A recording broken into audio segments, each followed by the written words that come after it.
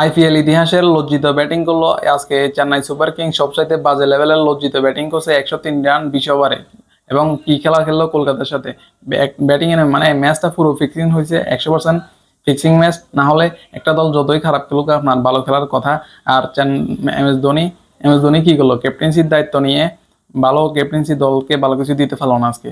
মানে ব্যাটিং এ নেমে নামার কথা ছিল 5 নম্বরে, সেখানে ফার্স্ট নাম্বারে না নেমে ধোনি নামছে 7 নম্বরে।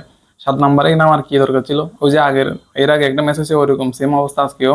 যে মানে দলের যখন বাজে অবস্থা তখন 4 নম্বর বা ফার্স্ট নাম্বারে না নেমে ধোনি নেমে গেছে 7 নম্বরে। তা আর দলেরও পুরো বাজে অবস্থা চলতেছে। বাইরে ভাই পুরো 100% ফিক্সিং ম্যাচ আজকে হয়েছে চেন্নাই সুপার কিংস। লাস্ট 2009 সালে মুম্বাই ইন্ডিয়ান্সের সাথে এরকম বাজে লেভেলের ব্যাটিং করছিল চেন্নাই, সেদিন মনে হয় 91 রান নিছিল। আর আজকে ভাগ্য ভালো অল উইকেটটা হয়নি, একটা উইকেট বেঁচে আছে, শিবম দুবে আউট হয়নি।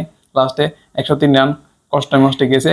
তো কথা হলো এই ম্যাচটা 100% ফিক্সিং হয়েছে, কোনো সন্দেহ নেই। আপনারা যে যাই বলুক এই ম্যাচটা ফিক্সিং ফিক্সিং ম্যাচ। না হলে একটা দল যতই খারাপ খেলুক সে এরকম 120 বা 50 রান একটা টার্গেট দিয়ে এরকম বাজে লেভেলের খেলা কেউ খেলে না। কলকাতার সাথে ব্যাটিং এ নেমে মানে তারা মনে হয় যেন ব্যাটিং বলে গেছে। আর মনে হচ্ছে যেন আমাদের বাংলাদেশ ক্রিকেট টিম তাদের সাথে খেলতেছে, এরকম মনে হচ্ছে। পুরো বাজে অবস্থা বাইরে ভাই। ধোনি আসলে ধোনি ক্যাপ্টেন্সি আর হবে না।